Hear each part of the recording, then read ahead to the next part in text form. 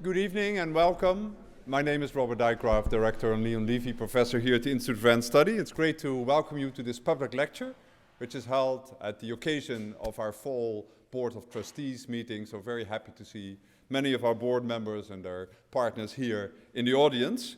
The theme today is genes, patents, and race. And you know, we all know we are living in the age of DNA, not only reading and writing, which gives us many opportunities for questions.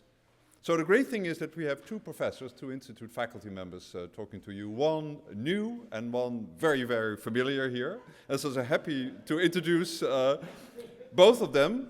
The first speaker will be Miles Jackson. Miles has been newly appointed as professor in the School of Historical Studies. He's an historian of science.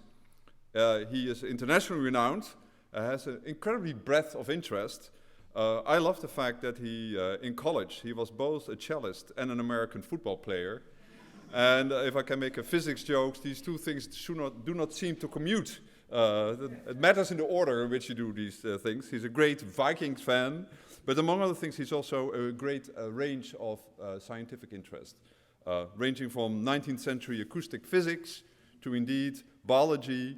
He's currently writing a book on electronic music in the 20th century. It's hard, Miles, to think of anything you're not interested in. So Miles earned a BA in German literature with a minor in biological sciences at Cornell. Then after starting a PhD program in biochemistry and molecular biology at the University of Cambridge, he earned a master's degree and a PhD in history and the philosophy of science. Before coming to the Institute, he taught at many institutions: New York University, Caltech, University of Chicago, University of Pennsylvania, and Harvard. He has been a senior fellow at the Dibner Institute for the History of Science and Technology at MIT, a fellow of the American Academy in Berlin, the Fraunhofer Institute of Industrial Mathematics, the Wissenschaftskolleg in Berlin, and the Max Planck Institute for the History of Science. Many honors. I just mention a few. The Alexander von Humboldt Research Prize, very distinguished, in 2014, and Caltech's Francis Bacon Award in the History, Philosophy of Science and Technology in 2010. He's a corresponding member of the Académie Internationale d'Histoire des Sciences, foreign member of the German National Academy Leopoldina, and this I like very much, member of the Academy of the Sciences for the Common Good. Terrific. At Erfurt, Germany. And also on the book, on the editorial book board of many journals.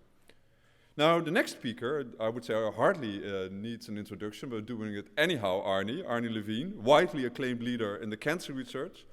Now, in biology, you can ask these very existential questions like, what did he discover? And you better come up with a good answer. So in his case, often the p53 tumor suppressive protein is mentioned first, but many other achievements. And of course, Arnie, we all are incredibly grateful for the almost 2 decades that you have been here, leading the Simon Center for Systems Biology and making it such a terrific, exciting place in modern biology. Arnie, again, has many distinctions. Previous appointments were in the Robert Wood Johnson Medical School, of course at Rockefeller, where he was both a professor and the president, Princeton, Stony Brook, and an endless series of medals.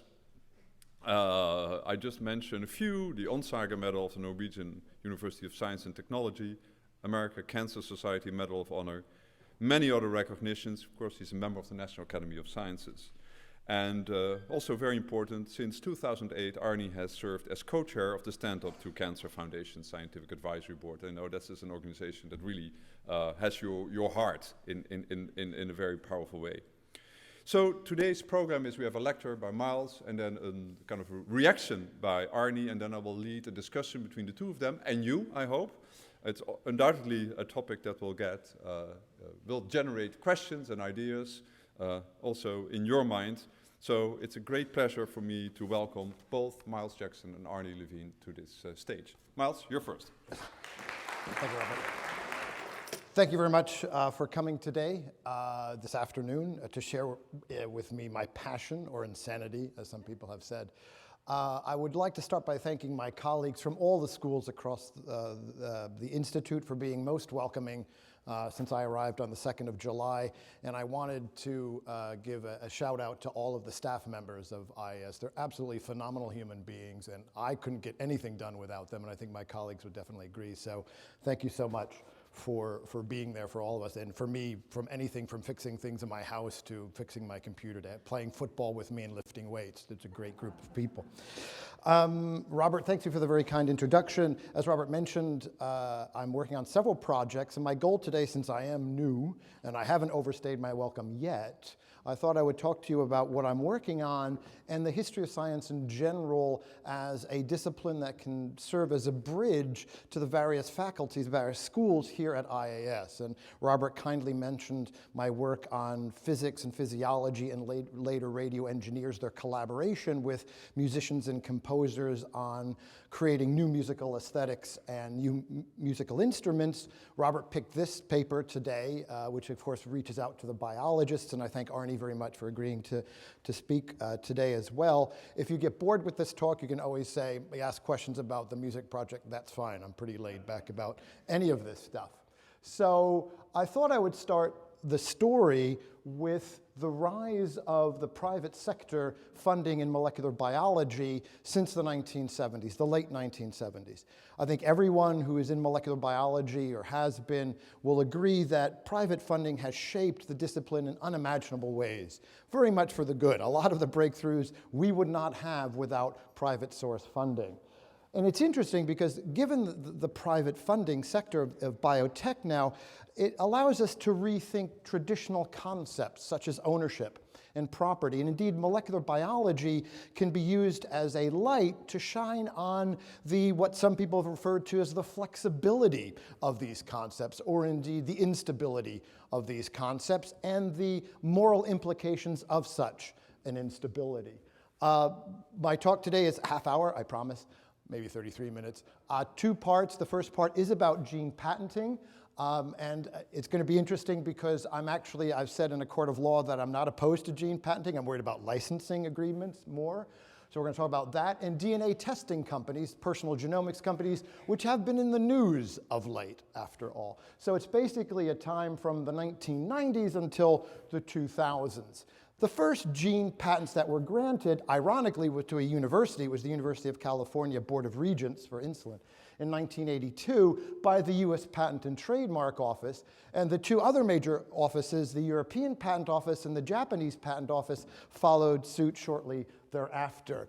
And luckily, when I was at NYU, I was working on this project, and the law school faculty were very kind to me. I was this orphan. They took me in, and they gave me an affiliation, and they said, Miles, why don't you come speak to us about law, and we can try to teach you the law, since I can't spell the word if you spot me 2 of the 3 letters. And they were phenomenally kind, and they let me sit on class. They even let me run some seminars.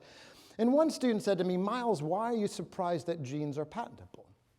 Right? Why not? Why can't they be? As long as they fulfill the criteria of patentability, they're novel, they're non-obvious, they have utility. Ergo, try it. See what the US Patent and Trademark Office says. And the USPTO said, yes. So I like that because lawyers think very differently than I do. And it made me ask really interesting questions like, what is the difference between the natural and the artificial? Right? Is it legal to patent? How is it legal to patent genes? Are products of nature patentable? And I realized that when I ask a question, the answer in law is always, it depends, which is perfect. I mean, I understood that now. And so it's an interesting historical question, a philosophical question, which is historically contingent. What's the difference between the natural and the artificial? In this particular historical moment, how does one take a natural molecule and render it artificial enough, artifice, product of human hand, such that the USPTO will say, congratulations, you may now patent it. And it turns out early on, all 3 major patent offices agreed. They said, isolate a gene from the genome, make a cDNA copy, which if you're a molecular biologist is rather straightforward for a number of decades now, put it in a cloning vector, put it in a deposit into a tissue culture center. That is now a molecule that is created by human hand. It is now patentable, right? So we fast forward to 2013. It turns out 41% of our 22,000, give or take a bit, of the human genomes, human genes of the human genome have been patented. 2/3 of which are by private companies, right? So that raises a rather critical question about the so-called commons, which isn't as common as it used to be, but also about questions of ownership of knowledge and exclusion and secrecy. Patents historically were the opposite, were the antithesis of, so you share your information, the government promises to protect you. The wonderful work of Mildred Cho at Stanford, sociologist of medicine, has shown actually laboratories where genes were going to be patented held on to the results, didn't share the results until after the patent was granted, which raises some rather interesting questions for the scientific enterprise. It turns out that by the late 1980s, the USPTO became more lenient. And you no longer needed to make a cDNA copy or put it in a cloning vector. You could simply isolate it. That was, as a philosopher would say, was necessary and sufficient for patentability. Interestingly, historically, isolation was never a bar for patentability. So this is a story about leniency, and I've spoken with a bunch of people at the USPTO who were retired and said, look, you know, we wanted to encourage the biotech sector. These companies in the 80s and 90s were genetic sequencing companies like Human Genome Sciences, Insight. They were not a part of big pharma yet. They got bought out subsequently. So these companies did not have gadgets that could be patentable. They only had information. And so the idea was, in order to encourage genetic sequencing, we want to give it intellectual property protection so that we could have innovation and invention. But it raises an interesting question. Do patents always lead to innovation? And here I give a shout out to my British colleague, Christine McLeod, who says clearly there are examples of where patents and intellectual property have helped industries. And there are also times when it has not and has actually led to secrecy. So it's not necessarily the case that patents will help out in innovation and research. The first legal case ever to challenge gene patents was brought up by the American Civil Liberties Union. And you might have heard it, it's the famous breast cancer gene patents in May of 2009. Breast cancer BRCA genes 1 and 2 are two humongous genes, right, that contribute to about 5 to 10% of breast cancer, about 15% of ovarian cancer, and about 5 to 6% of prostate cancer, right? It turns out it's owned by a company, Myriads Genetics, which is in Utah, which owned the wild type sequence. Wild, that's why I studied molecular biology. Wild was natural. Wild type sequence is what exists in nature. It patented all the mutations of those two genes, including mutations yet to be identified, which is a fascinating move to me. That really bad. That's why I said, I've got to study law. This is fascinating. I'll explain how that is in just a minute. And they also patented the genetic tests for those mutations, right? How do you do the second one? You do something that's known as a Marcouche structure in chemistry. You basically put in the patent specification the sequence of the gene, and then the next claim says, oh, and 90% of all the other sequence homology to that gene. That includes a lot of the mutations, even the ones not yet identified. The problem with this was that there was no secondary testing, right? The tests went back to Myriads Genetics. They had a monopoly, and as a result of that, there were a number of false negatives, meaning that there were people, so women who had and men who had the breast cancer gene mutation, but it wasn't known at the time that this was a deleterious mutation that could lead to cancer. And it's because of those women in particular that the ACLU took the case and went after Myriad. Whoops. I'm terrible with buttons, that's why I had to become an historian. They actually defended their intellectual property most enviously, but legally. They sent cease and desist letters to biomedical researchers in the United States who wanted to develop other tests for breast cancer, said, no, you can't do that, we own the patent, right? As a result of that, the ACLU went after them. Again, most gene patents are not this problematic. But my argument has always been, you know, if you defend the patent, your intellectual property most enviously, and are very harsh about licensing agreements, there are going to be problems, right? And what Myriad did was legal, was absolutely legal. So the ACLU said, this is a First Amendment case. And I'm like, I don't do First Amendment. I don't know anything. I mean, I kind of read about it in the newspaper. They said, you don't have to do that. Don't worry about it. We'll do that. And they said, and the red is in their website, was on their website from May 2009, gene patenting is an issue of civil liberties. Granting a monopoly on fundamental pieces of knowledge infringes on First Amendment rights, which protect the freedom of scientific inquiry and free exchange of knowledge and ideas. My colleagues at NYU School of Law said, Miles, that's a stretch. I said, hey, I'm not with the ACLU, I'm helping the ACLU. But it turns out it was a two-pronged attack, which was fascinating. right? So they said, we can get it in the door as a First Amendment case, but there's a plan B. And the plan B is that you need to, Miles, your homework assignment, as well as other people from science and technology studies, you need to research whether genes are patentable subject matter. So we'll get in the door with the First Amendment, but if it turns out it's not a First Amendment, step up to the plate, to use a baseball metaphor, even though I don't like baseball, and see what you can do. So that was my homework assignment. My homework assignment, the ACLU asked me to write a deposition to the US District Court, the Southern District Court of New York. And it was a fascinating project because I was working on a book about gene patenting, another problematic patent, it turns out. And so there's something that people refer to as the product of nature doctrines, which people say, you can't patent products of nature, full stop. And it turns out not. Again, can you patent products of nature? It depends. And so I looked at way too many court cases in my life, and it was fascinating to see that we've had examples of the USPTO patenting products of nature. In the 19th century, extract from clams for perfumes, footnote, I don't know if I'd buy it, but it's interesting that they patented as such. Hormones were patented in the 19-teens and 20s. Vitamins, antibiotics. We've patented bacteria. We've patented plants as a result of the Plant Patent Act of Congress, 1930. Not all plants, but a number of plants. Seeds, just ask Monsanto. Vaccines. We've patented a mouse, the oncomouse, which is genetically susceptible to cancer. We genetically manipulated a mouse. The patents with DuPont and Harvard. And stem cell lines. So people who defended gene patents said, look, it's the natural inevitable. And anytime you're a historian, you hear inevitable. Whoa, no, don't go there. It's the natural inevitable next step. It's about the commodification of living things. It's worked in the past. And it's just natural that genes are next up. The key point in all of these cases is that the court has ruled, the Supreme Court has ruled in Diamond v. Chakrabarty of 1980, a landmark case, that the patented object must have characteristics which differentiate from the natural occurring homologue.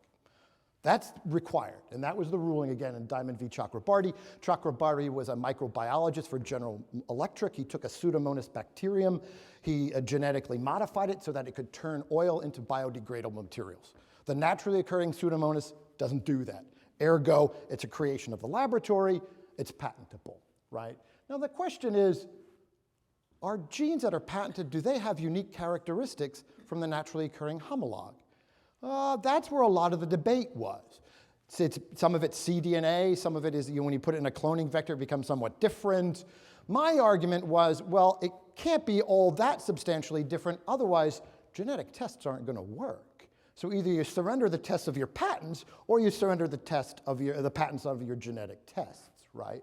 My other homework assignment was to look at precedent cases, because it's rather important in US law. And I found out rather quickly is that there is this tension between the reason why cases are decided at a particular time, let's say 1911, not randomly, and the reasons why people in the 80s and 90s use those cases for precedent cases. And the classic example is the adrenaline patent. It's the most often cited case to defend gene patenting. And I literally did the counting when I'm aboard several weeks of my life. And it turns out that the classic, I put this up here also because this is my favorite name in the whole world, Judge Learned Hand. I love this case, not only because it's an important case, but you've got to love the name. It's Billings, but he went as Learned Hand.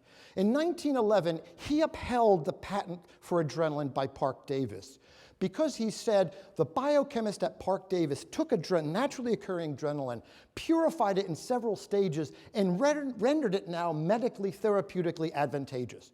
Adrenaline in nature itself can be dangerous if you use it. I mean, it has to be purified, particularly if you're taking it from cows and putting it in humans, as we were in the 1911s and 1912s. So again, it was a change in the characteristic of the molecule that enabled the patentability. So the ACLU took it to court, as I said, and Robert Sweet ruled that genes are, in essence, products of nature, not patentable. For those who are football fans, it was the biggest upset since the Giants beat the New England Patriots the first time in the Super Bowl. I was shocked. I got a call at 5:05 in the afternoon saying, Miles, we won. And I said, it's not football season. What are you talking about? Who won? It was highly controversial, highly public. We had our 15 nanoseconds of fame. It was in the New York Times. It was an Easter episode of 60 Minutes was about this. Myriads Genetics immediately filed an appeal, and it went to the Federal Circuit Court of Appeals, who decided to hear it. And while they were hearing it, we had a conference call with Neil Katyal, who at the time was the acting Solicitor General under President Obama. Obama took interest in this particular case. And Katyal wanted us to argue for a cardinal distinction between products of nature on the one hand and naturally occurring substances on the other. So he famously said, you shouldn't be able to patent the element lithium. It's a naturally occurring. That's from Katyal. I found it fascinating. It was the first time in history a representative from the executive branch actually presented an argument to the Federal Circuit Court of Appeals. That's how important the case was. Despite the intervention, or perhaps because of it, the court ruled in favor of Myriads Genetics. They overruled the decision.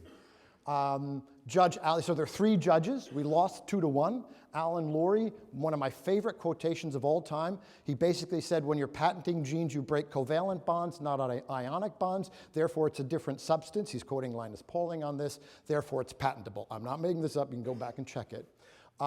Judge Kimberly Moore had a more sophisticated argument, but fascinating. And I'll quote it at length because it's worth doing that rather than me summarizing it so you see I'm not making this up. Despite the literal chemical difference, the isolated full-length gene does not clearly have a new utility and appears to simply serve the same ends devised by nature, namely to act as a gene encoding a protein sequence. You're like, well, so far so good. Then comes the magic word, however.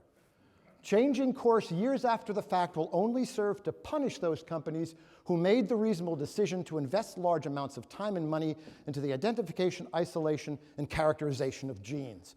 Unsettling the expectations of the biotech industry now strikes me as far more likely to impede the progress of science and useful arts than advance it. The third, these were very lengthy rulings, so 40-some pages. You can go on the web. I mean, obviously, it's common. It's public knowledge. William Bryson was short and sweet. It was about 4 pages. Said genes are products of nature and not patentable. I don't understand what my colleagues are arguing about. It goes all the way to the U.S. Supreme Court. They decided to hear the case in spring of 2013. I was asked to author an amicus curiae brief with 2 lawyers. And they would argue this is not a First Amendment case. We're going to hear this case on the patentability of subject matter, whether or not genes are patentable material. And 9-0, it was a split decision. Because both Myriad and the ACLU celebrated the victory. Football player, one team loses, one team, ties don't count. It was really a compromise decision. Because what they said is that if you simply take a gene from the genome, you isolate it, that's not patentable anymore, right? That's not. The official language is you're not contributing anything to the art, right? If, however, you make a cDNA copy, that is now a product of human hand, that is patentable. So it was a compromise. And basically, we agreed that, I mean, they didn't come out and say this, but none of us thought that they were going to ban gene patents. They felt that the biotech industry would have been sent reeling. More important, the Supreme Court said, if you want to ban certain things from being patented, that's the job of Congress. We're not in the job of doing that, right? So it was a compromise. And the decision, which was written by Clarence Thomas, was to say, look, this is not meant as a ruling against patenting products of nature.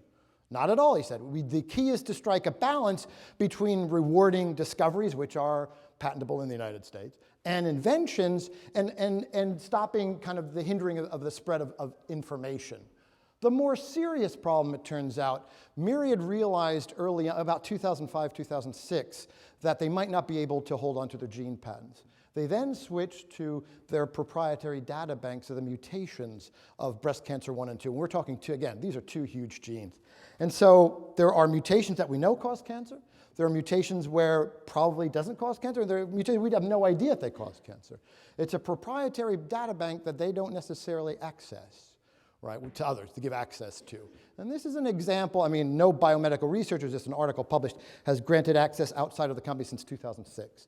This is where the concept of ownership can be rather pernicious, and it, to me, strikes me as antithetical to what I always thought scientific knowledge was all about. Again, it's the exception. I'm for gene patents, but when it comes to these issues, I think we need to talk about licensing and sharing of information. So we're perfectly on time. I'm now going to switch, have a quick drink of water since I'm one sip per 15 minutes. I'm a fuel-efficient organism. DNA testing companies, they raise other interesting issues that have been in the news of late about ownership. 23andMe, Ancestry DNA, there's a new one, Helix, that just came out. You might have seen these commercials. They've been around for about a year, and I'll just play them. I won't say anything because it'd be interesting to see what you think about them. Growing up, we were German. We danced in a German dance group.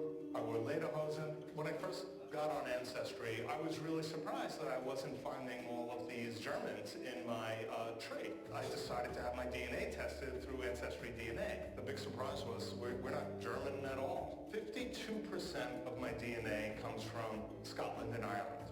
So I traded in my lederhosen for a kilt. Ancestry has many paths to discovering your story. Get started for free at Ancestry.com. Now, this is a bit more serious, this one. And it's an interesting notion about marketing cultural identity. Also, Ancestry DNA. Your society was led by a woman who governed thousands, commanded armies, yielded to no one. When I found you in my DNA, I learned where my strength comes from. My name is Courtney McKinney, and this is my Ancestry DNA story. Now with 2 times more geographic detail than other DNA tests. Order your kit at AncestryDNA.com. Now, I gave a version of this paper in German, in Berlin, auf Deutsch, and showed those commercials. And I could give an entire talk about the German response to seeing that on the commercials. Germans don't have direct-to-consumer advertisement, footnote, and other things that they don't have and are legal to have. So this is the context of those commercials goes back to a debate right at the turn of the millennium about race and genomics. And the Human Genome Project, as some of you might know, was this $3 billion project to sequence 3 billion base pairs. It was $1 a base pair back then, of human DNA, right? And it started in 1990, and it was going to go 15 years. So by 2000, it was winding down. And it turns out, he said, yeah, we're all humans about 99.9% similar at the level of DNA. J. Craig Venter, a major player in the project, said, the moral is there's only one race, and we call it the human race, right? Turns out the difference between you is slightly greater than that, but not much greater.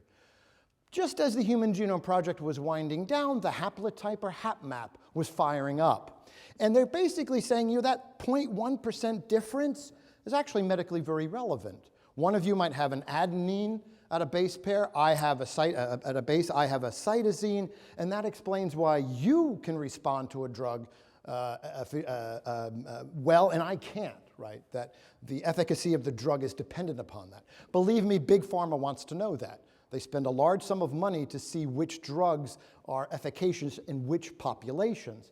The small differences of DNA are also historically important. DNA is an archive. It's an historical archive. You just need molecular biologists and geneticists to help you read it. So we can use this difference to trace the migrations of human beings throughout our history, thousands, even tens of thousands of years ago. And I want to give a shout out to Patrick Geary, who's in our school and is in the studio audience, his outstanding research, who does just this. It's fascinating stuff. But the other question one of the questions that was raised is that small difference, does that correspond to race? Indeed, how do you define race? Or the other great question, how many are there? It seems to change a lot, right? There are numerous ways to categorize human difference: local adaptation, think of sickle cell anemia, malaria, and geographic ancestry. Sociologists and cultural anthropologists say no such thing as race at the molecular level. Molecular biologists, there's more of a debate. I've spoken to many of them since I was one before I was visited by 3 ghosts. And they basically say, look, most of them don't think there's a notion, they don't believe in a notion of race. They certainly don't think along the terms of the American census that really has much credence. Others say we don't like to use the word race because we'll be labeled as racist. They prefer words like population. They feel it has less baggage but does more work for them. Ancestry. A good friend of mine and colleague, Dwayne Fulwiley, the anthropologist, said, well, maybe population and ancestry are simply proxies for race that suffers from the same problems without the obvious immediate baggage. We'll have a conference here at IAS in the next year and a half because I want to bring everyone together, including people from Big Pharma, to talk about this, because I think it's too important to talk around each other. And I mean, I'm all up for a good fight, but it has to be a civilized fight. And it will be fun to see how this works out. There are biomedical researchers who've been on the record to support race. Neil Reich, rather famously in a Nature article in 2007, he was at Stanford, he's now at UCSF, he said, look, molecular biologists need to embrace the notion of race because ignoring our differences, even with the best intentions, will ultimately lead to the disservice of those who are in the minority. And he goes on to say, look, race is not meaningless, that different races are affected by diseases at different frequencies, right? And so therefore you need to talk about it. His colleague Esteban González-Boichat also agreed, but for a different reason. He said, I'm a molecular biologist, I use biological samples, we go into the, we use the biobanks. A vast majority of the samples come from Americans whose ancestors come from Europe. Right? We have far fewer samples from people of color, particularly African Americans and Native Americans, and that's true because of obvious historical reasons, right? They don't necessarily trust the federal government. So basically saying, unless we open and embrace the notion of race and the biology of race, we're still going to only know about medicine by studying whites. And that's discrimination, again, of people of color. Most recently, I'm now zooming ahead to 2018, you might know David Reich's book, Who We Are and How We Got Here, also his op-ed piece in the New York Times, in which he says, look, there is something races are not biologically meaningless. We need to understand what these are all about. Why privilege race? And now I'm going to steal the work of one of my favorite sociologists of medicine, Stephen Epstein, who I think has done some brilliant work over the past 10, 15 years. And it's about the biology and politics of inclusion rather than exclusion.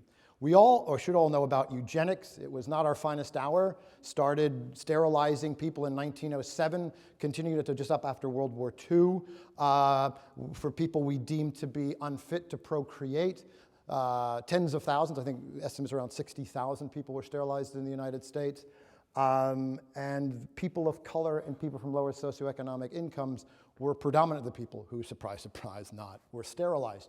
Tuskegee, another rather sad chapter in our history, 40 years from 1932 to 1972, we purposely didn't treat African-American sharecroppers in Tuskegee, Alabama, in order to understand the long-term effects of syphilis on the human body. More recently, the HIV/AIDS epidemic, and this is again work of Stephen Epstein, but an older book, his first book, Impure Science. In the United States, that epidemic was usurped, to use Stephen's term, by affluent gay white men to the marginalization of women and people of color who were HIV positive and suffered from AIDS. So it really took a solid decade before we got up to speed on information on these populations. So as a result of that, the National Institutes of Health said, mea culpa. Right? We, physicians and biomedical researchers played roles in these 3 episodes of US history. We got to stop that. So they wrote the Revitalization Act. It was passed in '93 that basically said if you're getting funding from them with research on disease, you're supposed to include data of efficacy and safety on women and people of color, and women of color. Clearly, they're not mutually exclusive categories, right? So the interesting is the argument is white males should not stand as the universal symbol for medicine, right? The Food and Drug Administration agreed, saying, if you want to have your drug approved, we want data on the efficacy and safety of this drug in women and people of color in your clinical trials. Big Pharma's response, and this is the great work of Alondra Nelson, of Dorothy, I've just forgotten her name, Dorothy Penn. I'm horrible with names. Good thing I'm not an historian, because that would be bad. And Jonathan Kahn, Dorothy Roberts. And Jonathan Kahn, initially they balked, saying, this is interference in private sector, public interference in private sector. They then changed their tune about less than a year later when they realized that race creates markets. Because Big Pharma said, we've always said that one drug doesn't fit all, one size doesn't fit all for drug therapy. We're not going to tailor drugs to every human being on the planet. That would be obscene. So we need groups of people who are genetically similar, but also can relate as such, who identify as such. In the United States, that's race.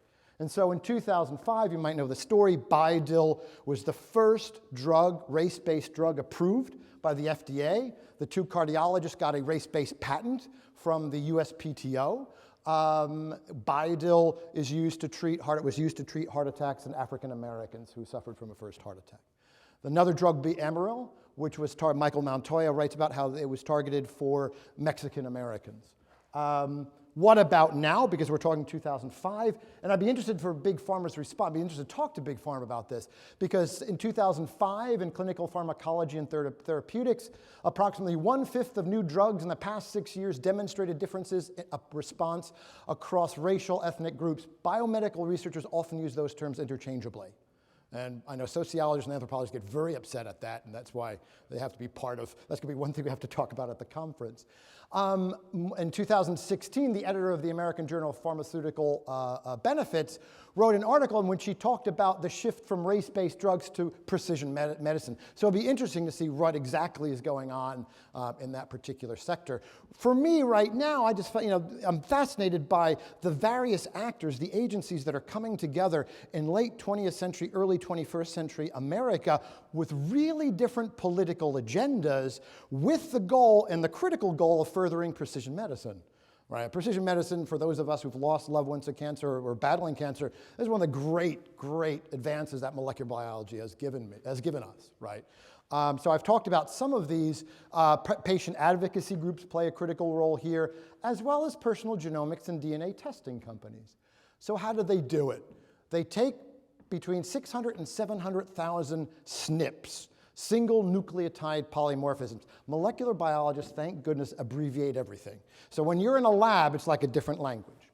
So they take it from populations around the globe. So about 1 out of every 300 bases, you might have a thymine, I might have a guanine, right? And I'll pass that on to my family members, and you'll pass yours on to the family members. And there could be populations in which there is this particular SNP. And when a SNP is associated with a particular population, it becomes an AIM, an ancestry informative marker. So 23andMe advertises its new chip, the V5. It came in late last year, 650,000 SNPs from the X and Y chromosomes and mitochondrial DNA. You get mitochondrial DNA from your mom. It's on their website. Our innovative machine learning technology under the hood gets better and more precise as we add new customers and refine our technology. Welcome to the world of bioinformatics and big data at the level of human identity. It's fascinating. Ancestry DNA tests for about 700,000 SNPs, and they use the autosomal, i.e. non-sex chromosomes. So what they do is they compare with their algorithms. I don't have access to their algorithm. They're secret. I hope I can get a spy in one. I actually know one of the molecular biologists, but I'm sure he won't tell me. But I'll try my best. The test kits are between about $50 and $199. So they'll test your SNPs with those 600 to 700,000 or 700,000, depending on what company you choose. Now we're coming close to the end. In case you're very bored, this is my favorite game to play. This is a true example of something that happened in 2010. Imagine a person decides to have his or her DNA, to find out what his or her ancestry is. Takes an epithelial cell from the cheek, sends it to 23andMe, gets the sample back, and is told, congratulations, 50% of your SNPs are Irish in origin, and you are a descendant from the Nile of 9 hostages. I'm not making that up. It was such a person called the Nile of 9 hostages, who's a 4th century Irish warlord. He has, we estimate, 3 million descendants. Talk about dominant genes, man. You gotta give him credit for that. So what do you think this person looks like? It's a relationship between genotype, your DNA, and phenotype, what you look like. You might be surprised. Does he look like that? Does she look like that? I vote for Liam the leprechaun. And the winner is Henry Louis Gates, right? It's Henry Louis Gates, who, after all, had 2 programs with PBS, one Faces of America, when he had famous people like Meryl Streep, Yo-Yo Ma, right, have their DNA tested, and then he filmed them once he showed them where they were descended from. More recently, he has with PBS Finding Your Roots with Henry Louis Gates Jr., and he works in collaboration with AfricanAncestry.com, which is also a genetic sequencing company. So there are interesting bits about ownership and these companies, because a chief source of their money isn't so much from the test kits. They sell the information to third parties. They sell it to insurance companies, and they sell it to big pharma. Now, they're not allowed to have your name on the sample. That would be really bad. It would be also illegal. So their aggregate data, it's anonymized. You can also opt out, by the way, and I'll get to this in just a minute. So please beware. Don't do what I do and never read the fine print, or if you're building something, you never read the instructions because, oh, I'm from Patterson, I can build this. I never can. look at the terms of service in terms of conditions. A lot of times when you submit your sample, you have to actively say, please do not send my information. That the default is, it depends on the company, whether or not it actually gets sent. So who owns your genetic information? I love this question. What is ownership? What is property? For those of us who love the 19th century, What is Property was a great book of 1840, I believe, by Pierre-Joseph Proudhon of that title, right? It's changed a bit, but it's a fascinating question. Your actual DNA, the double helical structure in your body, that's yours. The company doesn't want that. And so when people go after companies and say, you are going to own our DNA, no, they're not. They don't want your DNA. You can have my DNA. I don't want my DNA, right? What they do want is the information encoded by that sequence. And this is where the word property and ownership and talking to lawyers is really fascinating, because it's not as tangible material here as one might think. It's a bundle of rights and or associations that several people or companies or many can have at any particular point in time. So that when you license, when you agree to supply this information, that company basically has the equivalent of ownership of that information, right? Read the terms of services. 23andMe basically says, look, we can patent your genes, because again, they're still patentable, make a cDNA copy. You're not going to get any money from it. And there's a long tradition of not getting money from your biological materials. Most famously, The Immortal Life of Henrietta Lacks is a classic example of that. 23andMe says, if you can opt out, but we will say, if you don't opt out, we'll disclose information to third-party nonprofit and commercial research partners. And I think 23andMe is above board. Their CEO says we do not work with insurance companies, and I don't think she's lying. I'm sure she's being honest. But they warn you in terms of service, if you're asked by an insurance company whether you have learned genetic information about health conditions and you do not disclose this to them, this may be considered to be fraud. Now, there is a thing called GINA, Genetic Information Non-Discrimination Act, signed by former President George W. Bush into law 2008. They are not, for health insurance and employers are not allowed to discriminate against you due to a genetic element or genetic information. That covers that, okay? Are there loopholes? Legal scholars say yes, but I want to stress one important thing. GINA covers health insurance and only health insurance. If you want life insurance, if you want long-term care insurance, if you want disabilities insurance, insurance companies have the right to find out your genetic information to determine policies and premiums, right? Ancestry's term and conditions, they tell you that you won't get money if we patent your gene or if another company patents your gene, and you can opt out. But it also gives a warning to its customers that says your DNA may be used against you or a genetic relative in a court of law. Now, you might be saying, it's a scaremongering, they're covering their bases. Au contraire.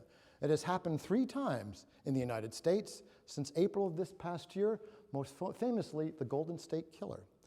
A distant cousin, we believe a third cousin, had his or her DNA tested, and we had DNA from this criminal. The case had gone cold for decades. We sequenced the DNA, we had the information. One of the investigators decided to search one of these genealogical databanks, and it lit up.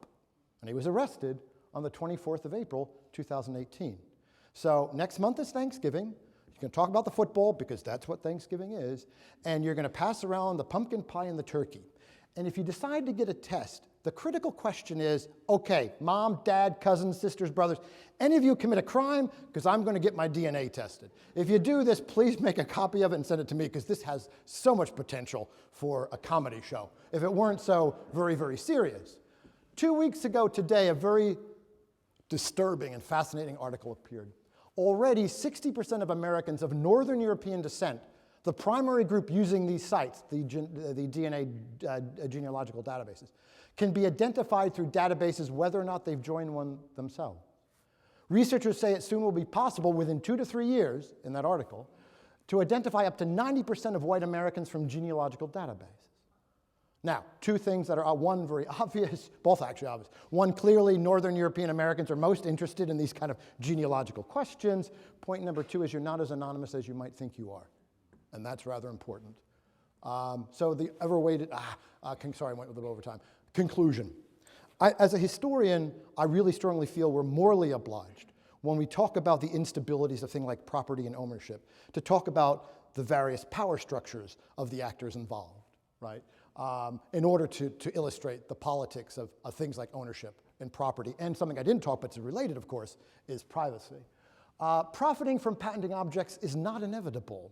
And that was an argument that Myriad Genetics geneticists, lawyers used that was great for me, because I could show that's not always the case.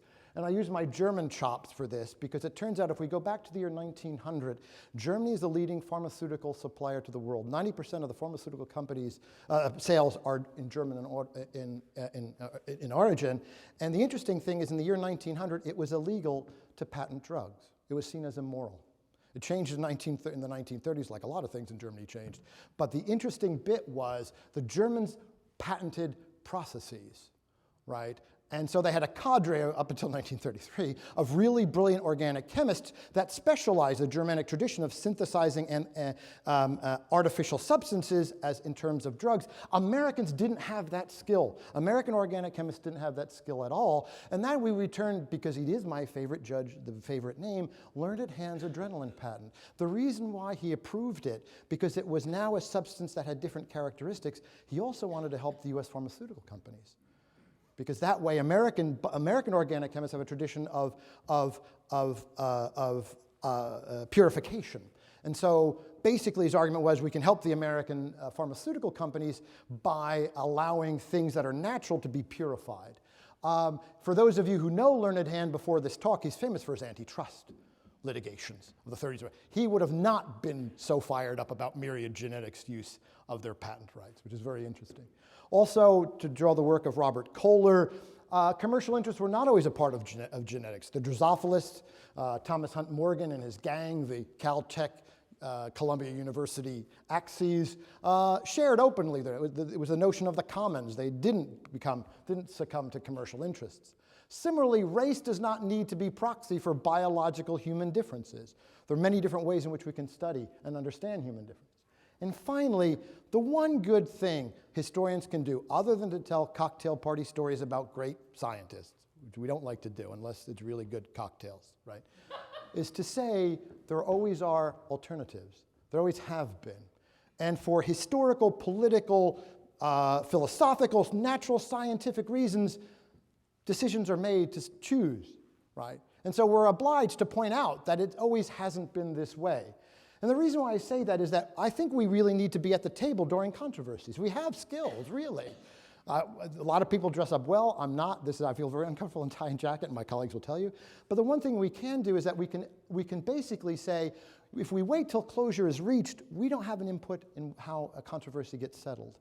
And so I've been arguing, and there are a number of historians, Naomi Oreskes is one of a cadre of outstanding historians of science who do this, which is to go out and play a role in the decision making, because there's simply way too much at stake to simply remain silent and then tell the story once closure is reached. Thank you for your time.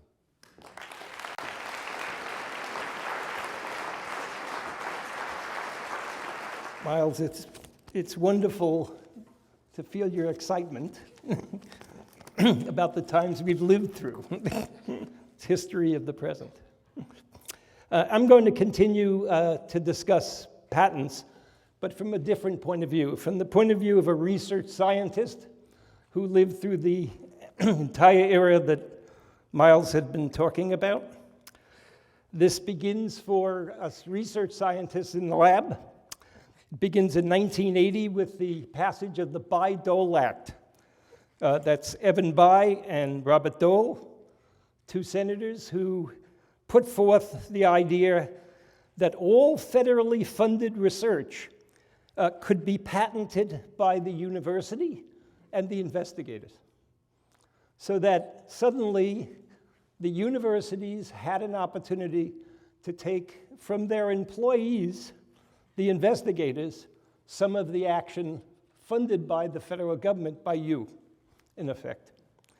Now, this was interesting enough, but no one knew much about it from the university perspective until the first of the patents started to come out. It was the Cohn-Boyer patent that Stanford and UC San Francisco. That was the cloning patent that showed us how to clone DNA, how to take human DNA, put it in a clone, set a single species of DNA, put it in the bacteria, grow it up, and use it. And the second patent that followed very quickly was the Axel Wigler patent. That's at Columbia. Axel was the professor, Wigler was the graduate student. They took the cloned DNA and they transfected it, they moved it from the bacteria into a human cell in tissue culture called transfection, and it expressed itself in the human cell. And we learned about the phenotype that we heard about. We learned about the product that was made. And then the third, just in the linear descent of this, the third patent that came out was for a specific protein called GM-CSF, colony stimulating factor, which was human, which when put back into human beings, stimulated white blood cell production. And this was useful for chemotherapy agents, which depleted the white blood cells, and useful for transplants. Now, all three of these patents made hundreds of millions of dollars for their university, and 10% of which, or 10 to 30% of which, went to the investigators, 70 to 90% went to the universities. Now, it only takes 3 examples and thousands of failures, right, for universities to recognize the opportunity. And so almost every university in the United States, especially the medical schools and the cancer centers, where they really could clone human DNA, they really could take advantage of the opportunities, right? They started by having intellectual property offices and tech transfer offices. So the administration grew in universities, and the administration had a tech transfer office, a person whose job it was to come to my lab, right? And in coming to my lab, ask, what am I doing, in a very innocent way, so that if it looked like it had some promise, they'd watch the research carefully and could patent it for the university, right? And this, of course, has a natural effect on the research scientist, right? When someone's coming into your laboratory and telling you that this is good and this is good for the university, and this I don't really care about, right? You can imagine the drift that starts to happen at medical schools and research institutions and places where the money could get big, right? The drift toward more and more applied research, and away from what our director here, our first director and our present director, have called the usefulness of useless knowledge, right? In other words, when I first came to Princeton University, I came in 1968, right? Before all of this, 98% of what was being done, right, was completely determined by the whims of the scientists and the directions that they took. The excitement of finding out something new. And a few percent actually really helped a lot. Ted Taylor at Princeton University was a chemist. He made a chemotherapeutic agent, and they built the chemistry department building from Ted Taylor's royalties that the university got. So there were some wonderful things that came from it, but 98% was to move in any direction. And while most institutions around the world, around the United States, had these tech transfer offices, had these intellectual property, I have to say the Institute of Advanced Study never did. It really did follow what our director calls the usefulness of useless information. In other words, the start of useless information, right, always moves in some direction toward being useful. And I'd like to give a particular example of that, just as a comment about the Institute and what has happened over the last 5 years here in the Simon Center for Systems Biology. There's a young woman, her name is Marta Wutzka. Marta was born and brought up in Poland, in Warsaw, educated in Poland, got her doctorate in Poland in computer sciences, did a first postdoctoral position in Germany, and there she wanted to study evolution, right? And so she said, gee, the computer is a really good way, she was a computer scientist, a really good way to study evolution. You can have many generations in a computer. You can set an error frequency, a mutation rate, for example. You can change the environment. And making algorithms that would, the software that would study these things could tell us about biology, right? So Martha chose to study, and by the way, I should say, the computer was really first built here at the Institute for Advanced Study at the University of Pennsylvania by von Neumann. And von Neumann himself appreciated that evolution could be studied in the computer, and he invited people here to study evolution in the computer that he built. His biggest problem was the computer never lasted more than 15 or 20 seconds at a time because it was blowing bulbs and doing a whole bunch of things at the early days. But nonetheless, von Neumann never really thought about patenting this. And the reason was what he said. I love what he said. He said, this is an important invention. There will be 4 or 5 of these computers across the United States in 25 years, right? So the underestimation of the opportunity is amazing. Anyhow, Martha decided to use influenza virus, she's a biologist, computer scientist, as her model system of evolution. Now, the reason she chose influenza virus is it has a very high mutation rate. Its mutation rate is 10,000 times higher than human beings. And that's the reason why every year the virus changes and you need a vaccine every year and it beats the immune system. And Martha decided that we had the sequences of the influenza virus from the year 1918 to the year 2018, 100 years of sequence information of how the virus traveled around the world in human beings, and you could put that information together, right, and follow the evolution in the past 100 years. That's 1,000,000 years of human evolution, right? That's the equivalent, because the mutation rates are so different, of 1,000,000 years of human evolution. The first humanoid that we know of that could even mate with us is 500,000 or 600,000 years old. That means really primates, the predecessors of humans, right? So she picked a great system. Why? Because it mutated rapidly. And she knew what defeated the influenza virus, right, was our immune system. And so she created an algorithm which had the virus sequences and the winners next year, and the winners next year, and the winners next year, all the way in the past that she knew. And she knew, therefore, that our immune system was defeating the viruses that failed. That's called fitness in evolution, right? So the fittest virus wins. It's beaten our immune system until the next year, when only a child or a progeny of that virus moves on to replicate. And she wrote a beautiful piece of several papers, really lovely papers, published in Nature about the evolution and principles of evolution and these viruses, influenza virus. And it was almost this study of evolution, something fundamental in biology, right? Really useless in every way except she could pick next year's virus for the vaccine. And suddenly, and she moved back in time and she showed she could pick the virus.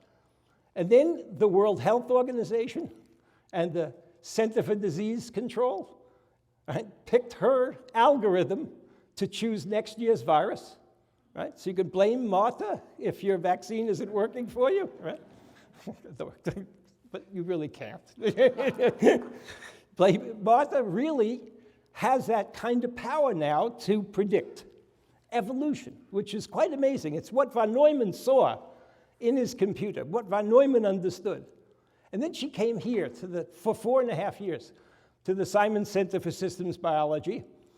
And she said to me, I never forget, she said, you know, cancer cells have a mutation rate very high, equivalent to influenza virus, right?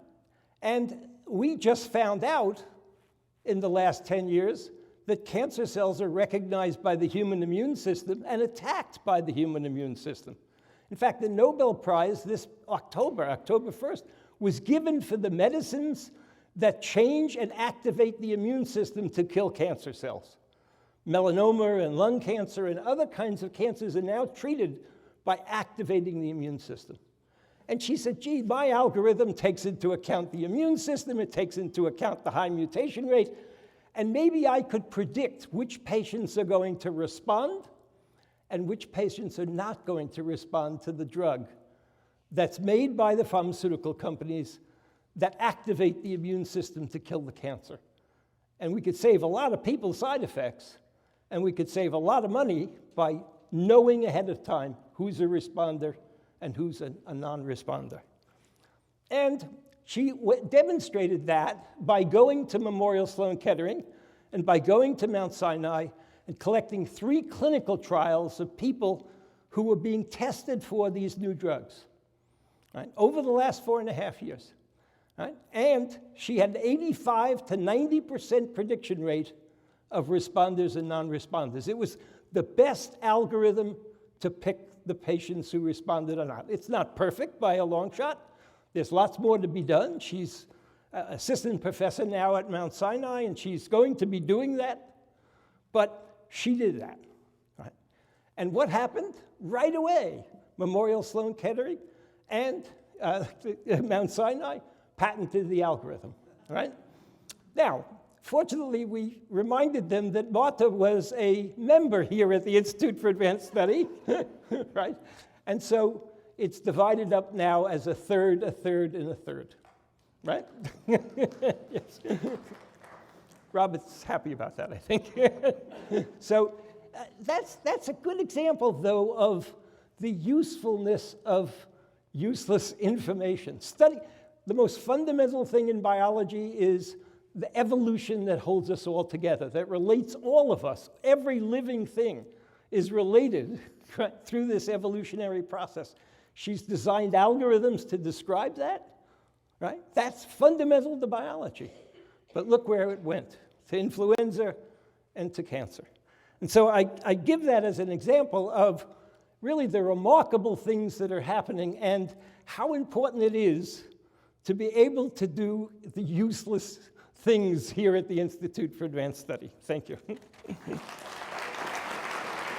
So thank you both, Arnie and Miles, for these terrific contributions. And how nice that, Arnie, that you actually brought the topic back home, actually, in a very, very literal way. Yes.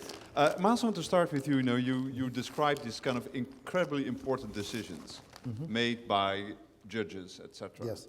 So lawyers get involved, biologists get involved. Actually, to which extent does biological knowledge matter in these decisions?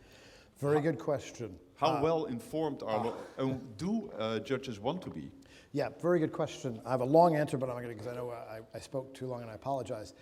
The first thing to do is the great work on this by someone who just got an award from the Institute as well, Sheila Johnson, works on the role of evidence. Right, and the role of scientific evidence in the courtroom. Briefly, 1993, there was a landmark case, Merrill versus Daubert versus Dow Merrill Pharmaceuticals, that came down to scientific evidence. And the ruling was we need to have some rule about when we allow in scientific evidence. And amazingly, they went back to 1923, called the Fry ruling, and said that in order for it to be allowed in a court of law, it must have been tested, it must be falsifiable, they read their popper, it must have a percentage of error, and it must be in a peer-reviewed journal, and it must be accepted scientific knowledge. The problem now that we have is that with expert witnesses, a lot of times they can say mutually exclusive things, and there is a committee a committee on science, engineering, and law that's part of the National Academies of Science, Engineering, and Medicine that are trying to create guidelines for admitting evidence in and the rules thereof. But it is a problem. I can honestly say that both the Supreme Court justices and Robert Sweet did their homework. The interesting bit, and I'll conclude with this, is that it was 9-0, so there was no dissenting report. Judge Alito said, I don't understand the science, which upset some of us because we thought we did a good job explaining it, but he said, I still agree with the decision. So it's critical. Arnie, did you ever appeared as a witness or supportive in these decisions? Because however well educated the judges are, at some point, they do not have the knowledge of, Well, as the biotech industry began,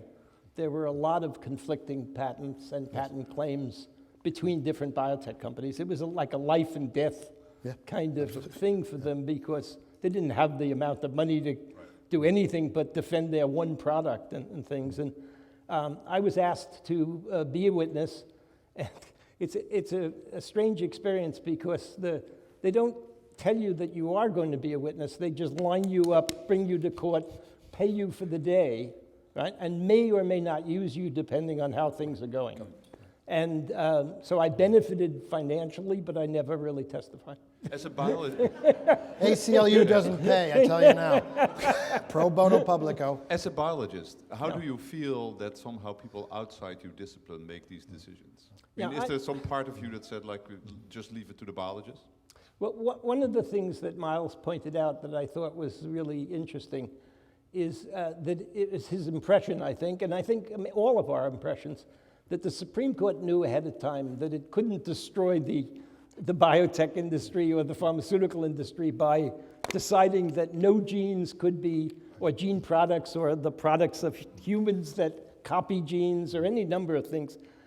They had to come to some socially acceptable and economically acceptable issue. And so that's where I think they start to stretch the rubber band a little bit from science. But if I come back to that point, because it's clear that there are lots of commercial interests, etc., and you talked about this, but there is like another point of view. I think all of us here, we wonder, this is some sense all about, benefiting public health. Yes. In the end, that's the purpose. The purpose not to make money. The purpose actually to make people live better lives. Yeah.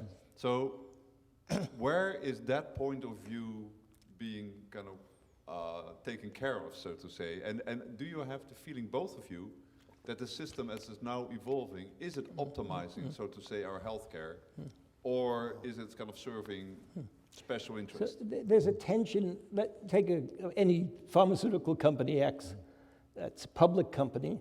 There's a tension between the obligation that a company has to the shareholders, to its employees, to make money. And that tension is with the obligation to the patients to do good, right? And the best of the companies adopt the motto, if I do good, I'll make money, right? They'll put it in that order. And one of the best people at this was a fellow named Roy Vagelos, who was the CEO of Merck. I mean, they discovered, this is a wonderful story, they discovered a terrific drug that killed worms, but not any other organism but the worms. And so they realized immediately that they had something that was terrific for Africa, but wasn't a big market in the United States. And they donated it, they patented it, but they donated the rights, the drugs, the production to the countries in Africa and wiped out river blindness, which is a worm, and that was fine. The most amazing thing that no one realized that was really important was that 90% of the food that was eaten by the pigs or the cows in Africa went to the worms that were parasitizing them. And 10% went to the cow, right? And suddenly these drugs helped the cow more than it even helped the human. That's a terrific example. Miles, can you reflect on this? Do you feel that the system as is really trying to do the best in terms of I'm always disease, skeptical. You're skeptical? I'm always in which skeptical. way? I mean, I think that more can be done. Like I said, I'm not opposed to gene patenting. What I would like to see happen is more control on gene licensing. licensing of patents, sorry, that, I mean, in vast majority of the patents, you know, we all sit when we get punished and we have to do administrations at universities. Not and we here. see, not here, correct, not here. I didn't say that, that's why I said universities. That you get to read CVs of scientists and engineers, and they have patents on their CV for tenure for promotion to full professor. And that's fine. And I know Mary Claire King is a great molecular biologist who worked on breast cancer, who basically allows for patents. She said, give me a footnote, give me $1, say thanks, and that's it. And it works very well in a cycle of credibility, right?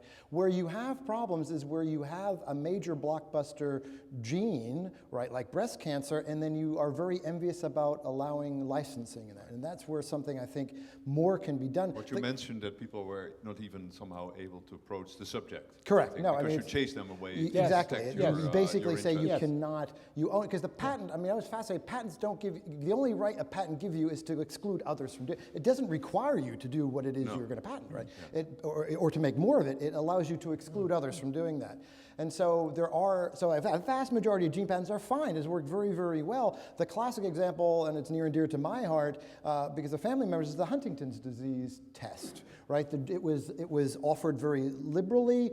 There wasn't an exclusive licensing agreement, and many people can get the Huntington's disease test very cheaply. So it doesn't have to, the Myriad genetic case doesn't have to be the way forward. So that's where I think more has to be I done. wanted to say, just the BRCA1, BRCA2 example in Myriad Genetics has still to this day a very pernicious problem associated with it.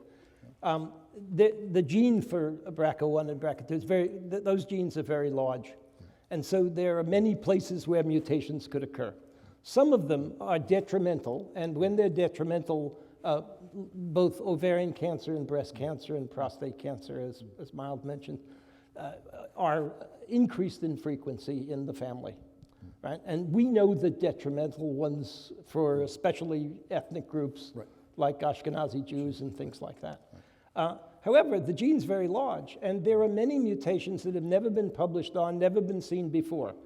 And when that happens, you suddenly get a notice from Sloan Kettering or wherever you've gone to test that says, you have a mutation in your BRCA1 gene of unknown significance. And you're saying that in some sense the patents prevent other researchers to discover Myriad that? might have in their database seen that before. Right. And they don't tell you unless you pay $3,000 to find out, right? So the issue is a gene of unknown significance. You can imagine how the family feels, right? Yeah. They don't know yes or no or what should I do, and you know, it really is a difficult thing. And Myriad may have, I don't know if they do or not, of course, but they're charging all the time for the best database in the world because they own the patent. And of course, there's many things we do not know yet what the functionality is. So Exactly. there's a lot of information that's kind of locked up that will not be. Exactly. So, But Arnie, I mean, also kind of moving forward, because now we're talking about genetic information. In some sense, we can all kind of imagine this because it looks like a text or something, like a software or something. But there's so much more coming. Yes. If you think what's happening in biology in terms of not just genes. Well, perhaps you can say a few words. What else? Notice we have big data, but that word not even capturing how much data we're getting out of the human body. One of the things, of course, that happened to us, in the year 2000, the first human genome was sequenced, right? Now we have thousands and thousands. We have tens of thousands of genomes sequenced. It's moving along. The price of sequencing has come down. The